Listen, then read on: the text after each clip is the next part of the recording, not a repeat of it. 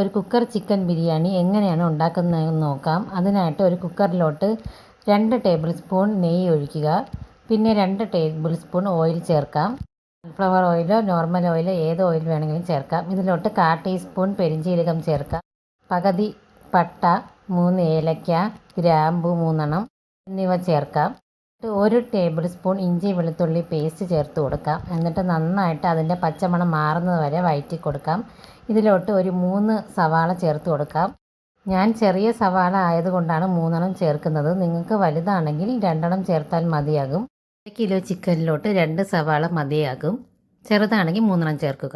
ഇനി ഇതിലോട്ട് 1 ടീസ്പൂൺ മുളക് പൊടിയും 1 ടീസ്പൂൺ കാശ്മീരി മുളക് പൊടിയും ചേർക്കാം. ഇനി ഇതിലോട്ട് 1/2 ടീസ്പൂൺ മല്ലിപ്പൊടി, 1/4 ടീസ്പൂൺ മഞ്ഞൾപ്പൊടി, 1/2 ടീസ്പൂൺ ഗരം മസാല എന്നിവ ചേർത്ത് പച്ചമണം മാറുന്നത് വരെ വഴറ്റി കൊടുക്കാം. എന്നിട്ട് ഇതിലോട്ട് ഒരു മീഡിയം സൈസ് തക്കാളി ചേർത്ത് കൊടുക്കാം. അതും നന്നായിട്ട് ഇവിടെ വഴറ്റിയെടുക്കുക. അത് നന്നായിട്ട് വെന്ത് തുടങ്ങി വരുമ്പോൾ ഒരു 2-3 ടേബിൾ സ്പൂൺ തൈര് ഇതിലോട്ട് ചേർത്ത് കൊടുക്കാം. അതും ഒന്ന് നന്നായിട്ട് വഴറ്റിയെടുക്കുക. ഇനി ഇതിലോട്ട് ഞാൻ 1/2 കിലോ ചിക്കൻ ചേർത്ത് കൊടുത്തിട്ടുണ്ട്. എന്നിട്ട് അതിൽ മസാലയൊക്കെ പിടിക്കുന്ന രീതിയിൽ നന്നായിട്ട് നമുക്കൊന്ന് വഴറ്റി കൊടുക്കാം. 2-3 മിനിറ്റ് വരെ ഇതൊന്ന് വഴറ്റി കൊടുക്കാം. ചിക്കനെല്ലാം ചേർത്ത് കൊടുത്തിട്ടുണ്ട്. ഇനി നമുക്ക് മസാലയൊക്കെ പിടിക്കുന്ന വരെ നന്നായിട്ട് വഴറ്റി കൊടുക്കാം. ഇനി ഈ ചിക്കനിൽ പിടിക്കാൻ വേണ്ടിയിട്ട് ആവശ്യത്തിന് ഉപ്പ് നമുക്ക് ചേർത്ത് കൊടുക്കാം. അതൊന്ന് നന്നായിട്ട് മിക്സ് ചെയ്തെടുത്തതിന് ശേഷം 2 കപ്പ് ബസുമതി റൈസ് നമുക്ക് ചേർത്ത് കൊടുക്കണം.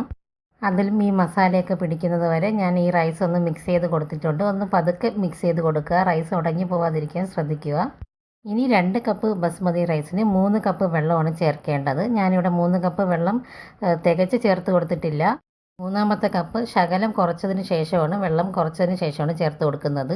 അങ്ങനെ ചേർക്കുമ്പോൾ ഒട്ടും തന്നെ കുഴഞ്ഞു പോവാതെ നമുക്ക് കിട്ടും. അതുകൊണ്ടാണ് ഞാൻ 3 കപ്പ് തികച്ചെടുക്കാതെ ശകലം കുറച്ച് എടുക്കുന്നത്. ലാസ്റ്റ് ഇതിലോട്ട് മല്ലിയില കട്ട് ചെയ്ത് ചേർക്കാം. എന്നിട്ട് നമുക്ക് അരിക്ക് വേവാൻ ആവശ്യമുള്ള ഉപ്പും കൂടെ ചേർത്ത് കൊടുക്കണം. അരിക്ക് ആവശ്യമുള്ള ഉപ്പും കൂടെ ഞാൻ ഇട്ട് കൊടുത്തിട്ടുണ്ട്. അതിനുശേഷം ഈ കുക്കർ അടച്ച് വെച്ചിട്ട് ഒരു വിസിൽ വരുന്നത് വരെ വേവിച്ചെടുക്കണം.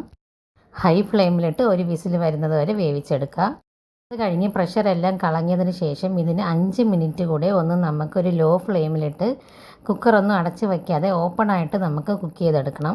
ഈ റൈസിന് വെള്ളത്തിൻ്റെ അംശമൊക്കെ ഉണ്ടെങ്കിൽ പോയി കിട്ടാനാണ് നമ്മളങ്ങനെ ചെയ്യുന്നത്. അപ്പോഴത്തേക്കും നമ്മൾ വെള്ളമൊക്കെ പോയി നല്ല കറക്റ്റ് പരുവത്തിന് നമുക്ക് കിട്ടും. ഇതുപോലെ നല്ല പെർഫെക്റ്റ് ആയിട്ടുള്ള നമുക്ക് ബിരിയാണി ഇവിടെ റെഡി ആയിട്ടുണ്ട്. ഒട്ടും കുഴഞ്ഞു പോവാതെ തന്നെ റെഡിയായി വന്നിട്ടുണ്ട്. ഞാനിപ്പോൾ നല്ല അവിച്ച മുട്ടയും പിന്നെ ചിക്കൻ ഫ്രൈയും അതുപോലെ അച്ചാറും ഒക്കെ ചേർത്തിട്ടാണ് ഞാൻ കഴിക്കുന്നത്. ഞാനൊരു യൂട്യൂബ് വീഡിയോ നോക്കി ഈ റെസിപ്പി ഉണ്ടാക്കുമ്പോൾ എനിക്ക് നല്ല ഡൗട്ടുണ്ടായിരുന്നു ഇത് റെഡിയാവോ എന്നൊക്കെ. പക്ഷേ അവർ പറഞ്ഞ അളവ് ചെയ്തപ്പോൾ എനിക്ക് കറക്റ്റായിട്ട് വന്നിട്ടുണ്ടായിരുന്നു. നിങ്ങളും ഈ മെത്തേഡ് തന്നെ ചെയ്ത് നോക്കുക. അടുത്തൊരു വീഡിയോ ആയിട്ട് വീണ്ടും